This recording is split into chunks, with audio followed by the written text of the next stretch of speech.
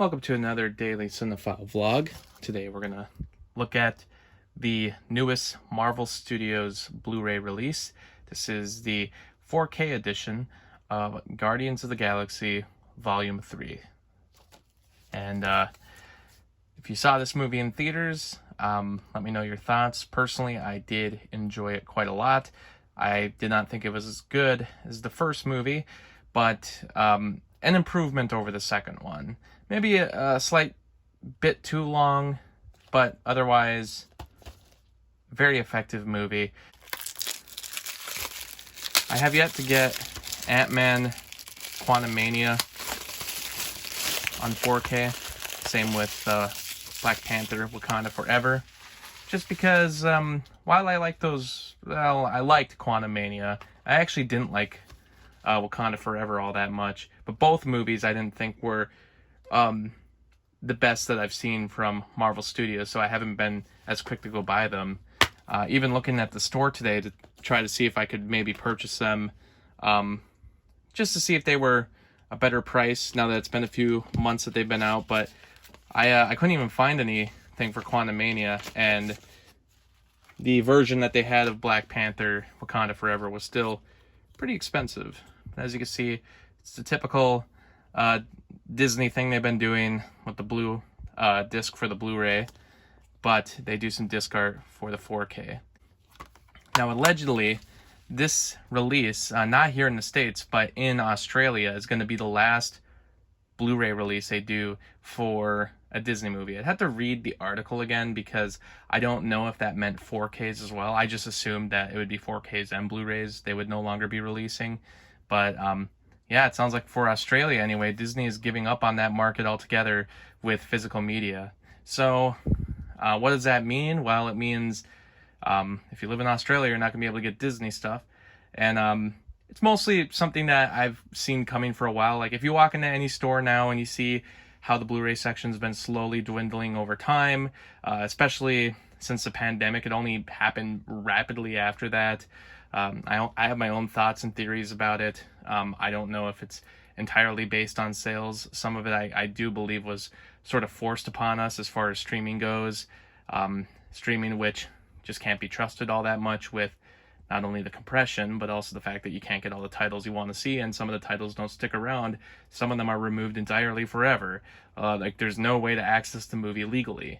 But besides that, you know, like I was thinking Australia and the Disney market. Well, Disney has been kind of giving up on Blu-ray and 4K for a while. As you can see on Disney Movie Club, they haven't been doing as many exclusive releases in general. And there's special features, even if you can look on here, haven't been all that great. This has been the standard kind of special features we've been receiving for every movie that they've been doing, besides the Pixar stuff, which oftentimes still does include 2 discs. These Marvel releases have always been pretty terrible for special features since Disney's been in charge. They try to do those assembled documentaries on Disney Plus, which are interesting, but again, I feel like they're all corporately made. They don't try to get into the nitty-gritty or some of the real feelings of the actors as far as the movie goes. So I mean, like I don't feel like those documentaries are always 100% honest. Very corporately made, obviously having to hide things just you know, they don't want all their production troubles to be revealed to the world, but also they don't want the future of the series to be revealed accidentally, because I'm sure they have a lot of storylines that are cut that are maybe saved for future movies. So overall, that's how it kind of goes for Marvel and Star Wars, but just Disney Blu-rays in general. So it doesn't surprise me that they're giving up on the format. But are other studios? I don't know. I mean, I see Universal license out a lot of stuff to Shout Factory, Scream Factory as well. They're the same thing. But yeah, I see Universal do that a lot. I still see Paramount doing their own thing, releasing a lot of older titles on 4K as of recently.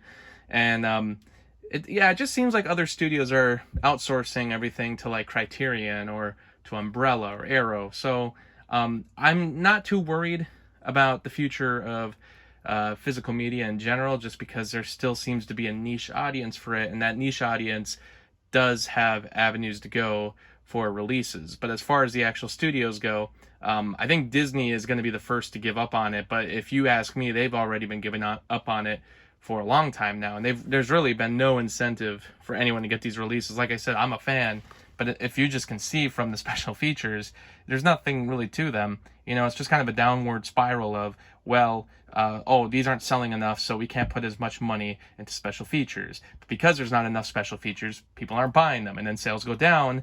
And then, you know, I'm not saying special features would save it, but, you know, one of the enticing things about Blu-ray and DVDs also initially were how many special features you got. And now that's not really a thing.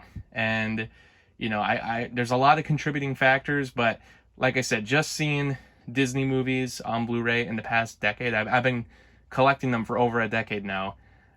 I've seen this coming for a while. Disney's very clearly given up on physical media. They're just doing it for that niche audience, but they're really not doing the same kind of effort that, you know, studios like Paramount or Universal, and the way that they outsource a lot of their movies to different companies. Disney, you know, I heard they were going to work through Mill Creek. We'll see if that still happens. I haven't heard anything else about that.